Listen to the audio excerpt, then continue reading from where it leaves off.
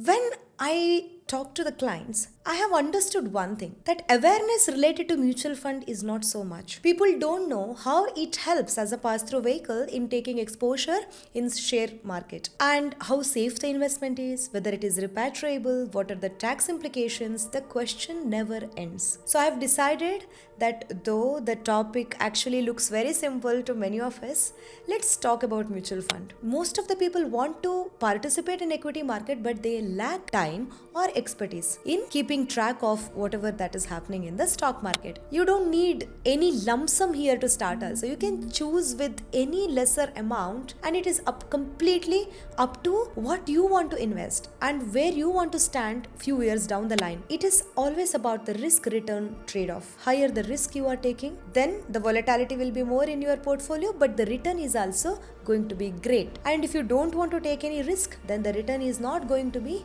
so much. So it is just a risk return trade-off even in mutual funds.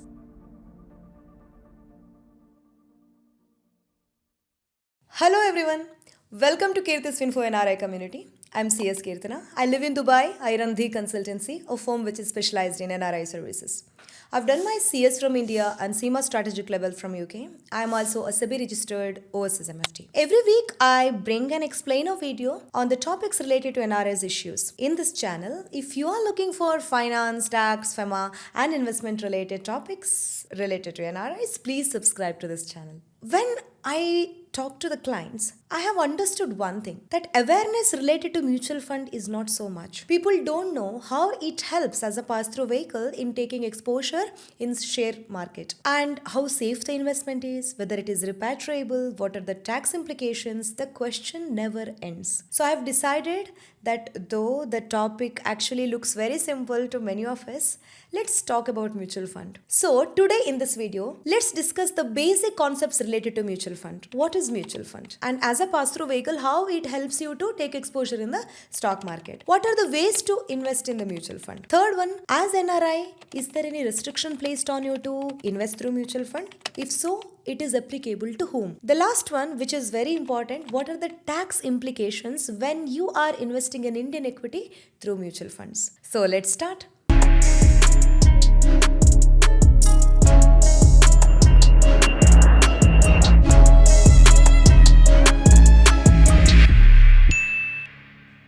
So let's take up our first point. What is mutual fund? Is it same as share? See, when you're buying share, that means you're buying one unit of the share capital of the company. So, to the extent of your shareholding, you have become owner in that XYZ company. Whereas, mutual fund is a pass-through vehicle which helps you to invest in the stock market. So if you want someone else to lend their experience and expertise in managing your money, and you want to take stock market exposure using that, then the best way is mutual fund. Because see, most of the people want to participate in equity market, but they lack time or expertise in keeping track of whatever that is happening in the stock market. So here making direct investment becomes very risky. Now the mutual fund way is best suitable for these people because there is a fund manager who lends his experience and expertise and makes a move and manages the investor's pool of money, takes exposures in the particular sectors or stocks. So coming to the mutual fund, it is a trust which manages the pool of investors' money, and there is a fund manager who is investing that money. When we take mutual fund scheme, that means we have agreed to their investment objectives. We are agreeing to invest in the instrument. For example, when you are taking equity, that means you are going only for 100% equity. Or if there are hybrid, that means you have taken exposure to the bonds as well as equity.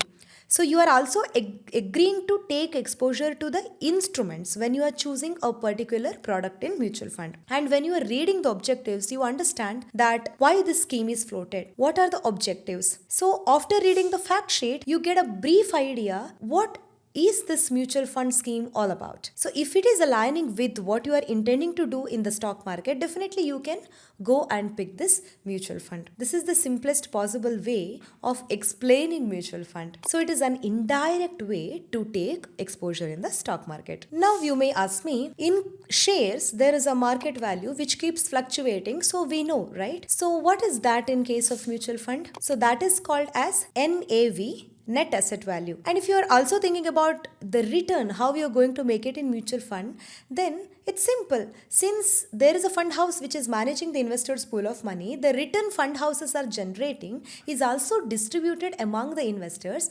after deducting the expenses involved. Like shares have their own market price, these mutual funds also have NAV or net asset value. So what is that? What is the market value of the fund on a particular day and time? It is divided among the mutual fund units. Now we are getting that NAV. For example, if the fund is having $50 million value and there is outstanding units of 5 million, that means the NAV is 50 divided by 5, which is 10. So it keeps changing. This also varies, and you can judge the performance of the fund in NAV or net asset value. Primarily, these mutual funds can be active or passive funds. See, in active funds, what happens? The fund manager always tries to create alpha. So alpha means the return that you are generating above a benchmark. So in active management style, it is the duty and the responsibility of the fund manager to beat the benchmark that he has kept. So here expense ratios are going to be higher,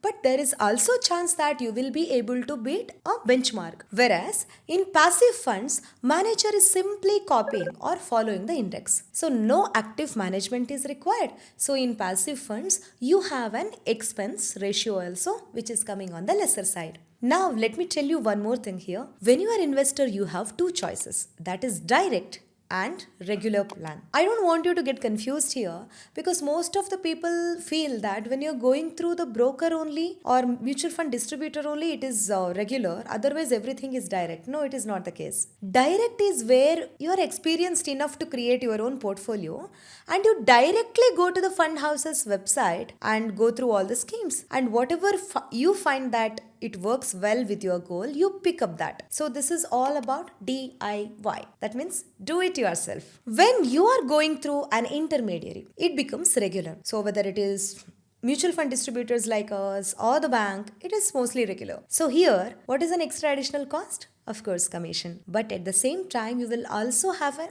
handheld journey, professional guidance. So this is your choice. If you are good enough to make your own sound judgment and construct the portfolio, and that can compound at the rate that you are targeting, you can close your eyes and go for direct. But if you feel that no, I want somebody's guidance and expertise here because I don't want to miss out any compounding element in my journey. Why am I telling this? Even in the learning phase, when you're doing this trial and error combinations, if you're losing significant time, you have kept 10 or 15 years for your investment goals, and you're losing your 3 to 5 years just in that, churning the portfolio, understanding which method is right for you, how to pick the fund, and how that can be aligned with the goal, then probably you have lost a lot in this journey. So it's not about the money. I would say the time is a critical factor in investment journey. So in this case, it makes more sense to choose a professional who can be with your journey and take you through this journey, because ultimately what matters? Compounding. Reach your goal within that time frame, right?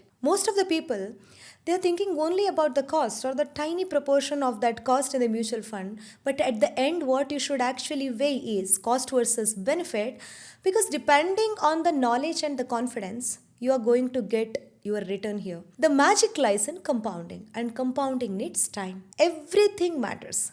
Time, return, knowledge, confidence. If you can grow without losing the time and burning your money, strategize well, then you can do. As NRI, if you want to invest in mutual funds, then our firm The Consultancy can help you. We act as one-stop solution for NRIs. We also offer tax planning, filing services.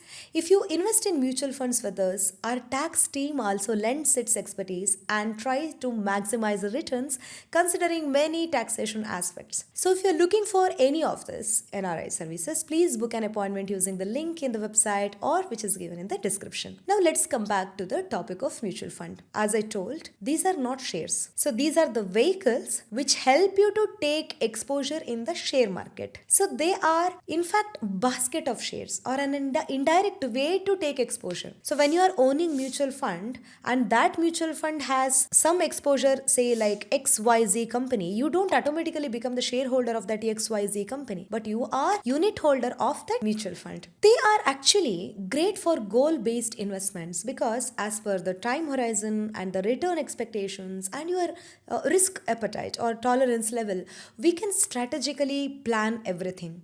And it's possible to choose the schemes. To give a simple example, you are a high risk taker and you want high return no matter what, and you have 5+ years, then you can close your eyes and go for any good equity oriented mutual funds. And you are risk averse, you want stability. That means debt funds are better. You don't need any lump sum here to start also. You can choose with any lesser amount, and it is completely up to what you want to invest and where you want to stand few years down the line. So it is not a scheme which says that you will have to invest X amount of money. It is up to you. It is your saving, it is your goal, it is the time period that you are having in your mind. For example, let's say that you want to create X amount of corpus for your kids' education. So you can make an inflation adjusted calculation and pull it down, break it down, and see how much contribution you need to make in that given time frame to reach that X amount. So these mutual funds are great way to strategically plan our goals, whether it is retirement, kids' marriage, or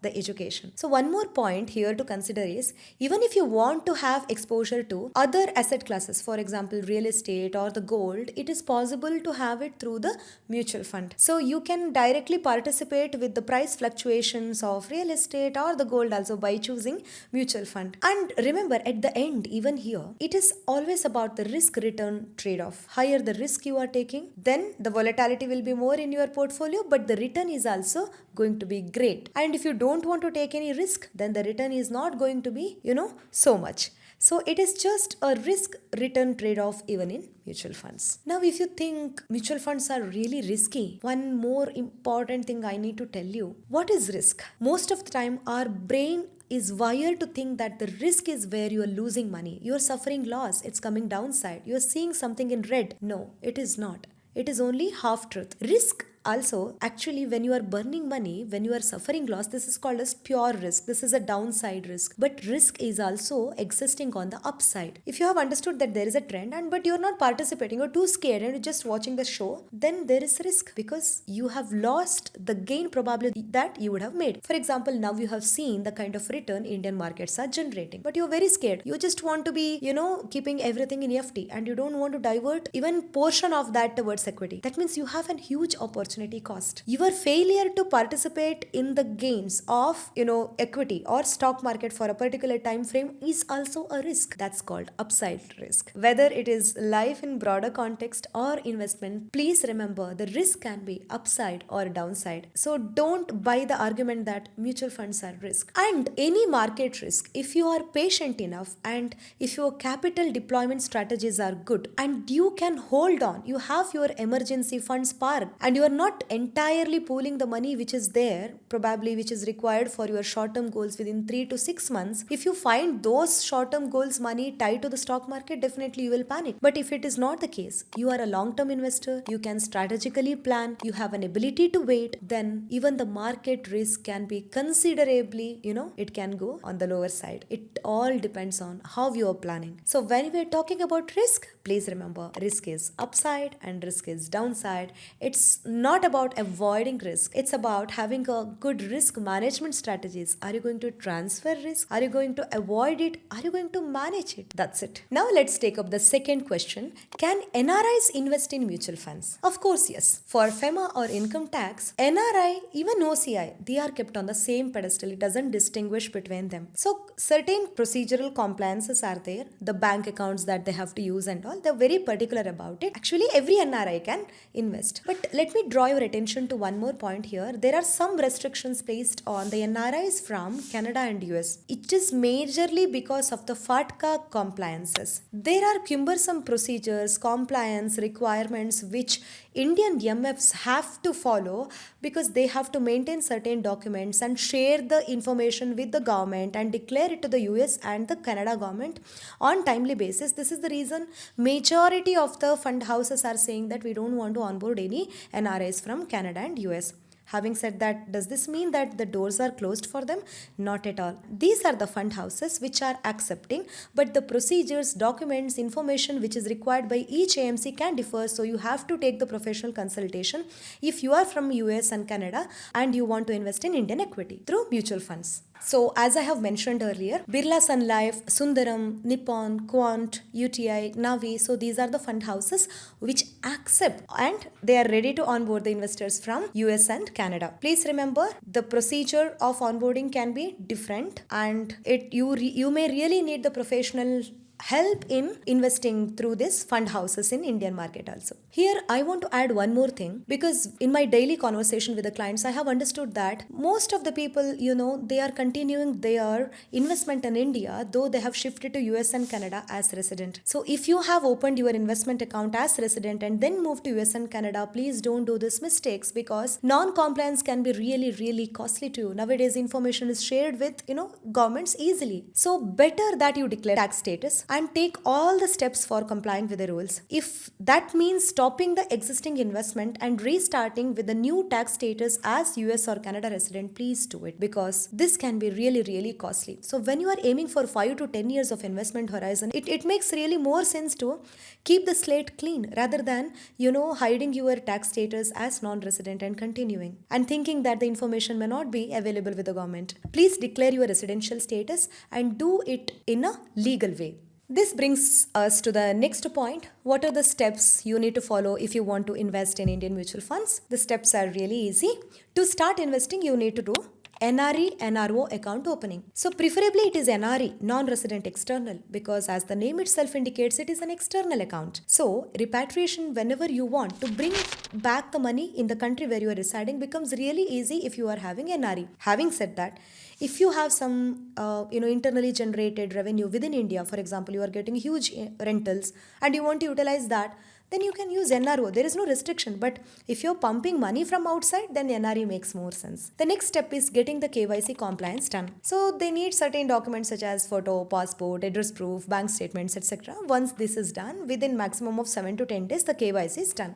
Then you are good to go. So the investment can be started from this point. So one more point here to add, NRI NRO account is must for you. You cannot actually start investing in India with your foreign bank account, because Indian fund houses, they cannot take investment money in the foreign currency or international currency. So they want this Indian denominated accounts. So either to the NRI or NRO, you have to link, get the KYC done and then start investing. The next point is tax implication. I know that this is the single most important question which is asked with me every time. See, here we have to break it down to two parts. One is Indian taxation and another one is double taxation avoidance agreements. So for equity related mutual funds, if the short-term gains are there in the picture, then the tax is going to be 15%. That means if the holding period is less than 1 year. If the holding period is more than 1 year, that becomes long-term capital gain and that is 10% over and above 1 lakhs. That means you can book up to 1 lakhs of profit every year and this is not attracting any kind of tax. For other than equity mutual funds, then the short-term gain is brought under the income and the applicable income tax rate comes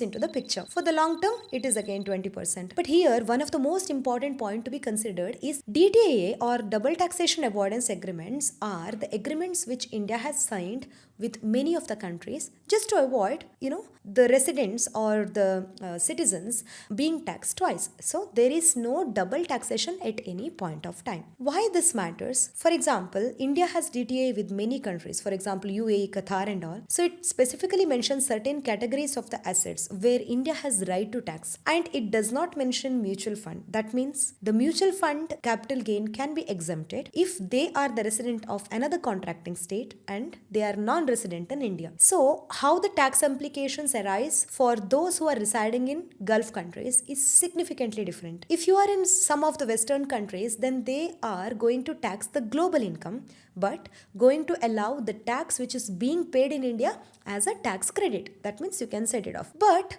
When we are talking about USA, another stringent procedure, another, I would say that it is quite harsh. There is a rule called PFIC which says that, over and above certain limit, even the passive income or unrealized notional gain is considered as the ordinary income of the citizen or the resident, and we are going to tax it. For example, even if there is no dividend, even if there is no declared or any income on arising basis, even the gain is notional, we are going to consider that X amount. We will add it to the income that you're generating in US, and we are going to take our share in the form of tax. This is what the US government says. So you have to be mindful of all these regulations.